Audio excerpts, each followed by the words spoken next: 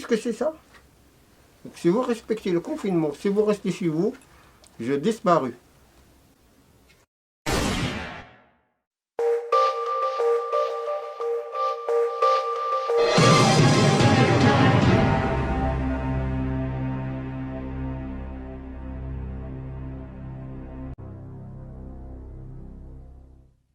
Bonsoir, bonjour. Notre candidat ce soir pour l'émission Qui veut gagner 10 millions de malades. Nous recevons le serial killer,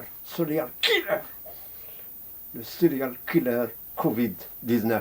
Covid-19, bonsoir. Bonsoir. Ouais. Avant de commencer, dites-nous, c'est quoi le secret de votre succès là? Comment vous arrivez quand même à propager à travers la planète? Je dirais que depuis que j'étais petit, j'ai toujours rêvé d'être un virus, mais un virus sympa, pas un virus comme la grippe espagnole de 1918. Non, moi, grâce à vous, à votre négligence. Après, il y a une opportunité en Chine qui m'a été ouverte. J'étais tranquille, moi, dans les chauves-souris. Je vivais avec les chauves-souris.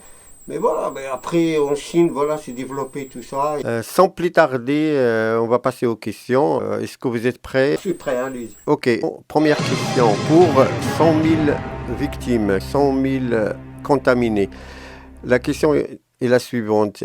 Est-ce vrai que Karine Lacombe réponse A, elle a touché de l'argent des labos pharmaceutiques AbbVie et Gilead? Réponse B, qu'elle n'aime pas le docteur Raoul et sa chloroquine. Réponse C, qu'il a remplacé le pseudo docteur Michel Simès. D, réponse A, B et C sont justes.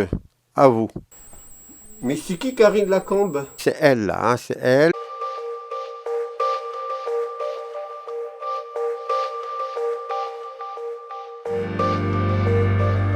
AbbVie et Gilead produisent 2 médicaments pour le Covid. Ah ouais, j'ai pas confiance. Non, mais je la sens pas, cette dame. Et qu'est-ce que vous faites là?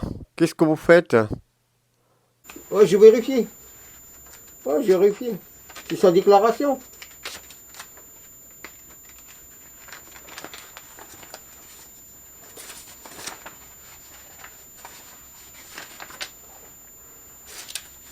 Ouais, j'ai vérifié, c'est sa déclaration. Bon, voilà. Bon, la réponse est D, Et D, les 4. Bravo, la réponse D. La réponse juste est D.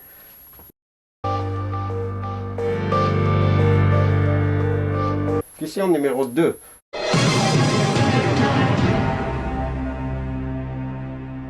Pourquoi le confinement? C'est-à-dire rester à la maison. Réponse A. Quand un chien fait du bruit, c'est qu'il n'est pas bien cuit. Proverbe chinois. Réponse B. Pour aplatir la courbe des malades. Réponse C. Avant, j'étais schizophrène et maintenant nous allons mieux. Réponse D. Je suis prête à mentir pour protéger le président. Ouais.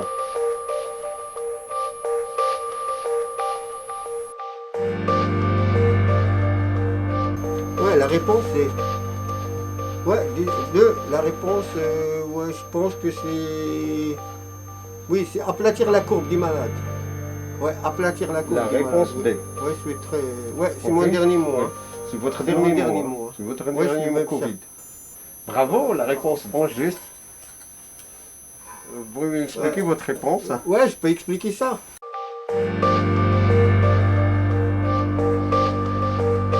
Là, j'ai un graphique. C'est la courbe de Gauss. On l'appelle aussi la courbe normale. Dans l'axe des abscisses, on a l'évolution du temps. Et dans l'axe des ordonnées, on a le nombre de malades. Au milieu, on a donc le niveau de saturation des hôpitaux. Ça veut dire que c'est le nombre, c'est la capacité maximale des hôpitaux. Autrement dit, c'est le nombre de respirateurs. Ça veut dire le nombre de lits en réanimation. C'est la ligne au milieu. Il faut savoir que toutes les épidémies ou toutes les maladies infectieuses suivent à peu près la même courbe. C'est-à-dire qu'à un moment, il augmente, il atteint un pic, une bosse, et puis ils descendent pour disparaître ou rester dans des populations isolées, confinées, isolées. La distanciation sociale, c'est-à-dire le fait d'éviter les contacts avec les autres, va permettre de limiter le nombre de malades qui auront besoin de réanimation au pic épidémique. Le confinement est une arme efficace pour réduire le nombre de cas au pic de l'épidémie. J'ai dans ma main une maison, c'est-à-dire le lieu de confinement. Le confinement permet d'aplatir la courbe. Le confinement, c'est la limitation du contact entre les personnes.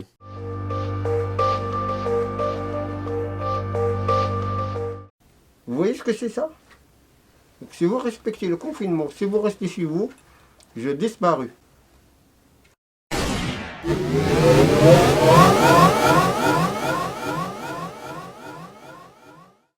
Sinon, je reste.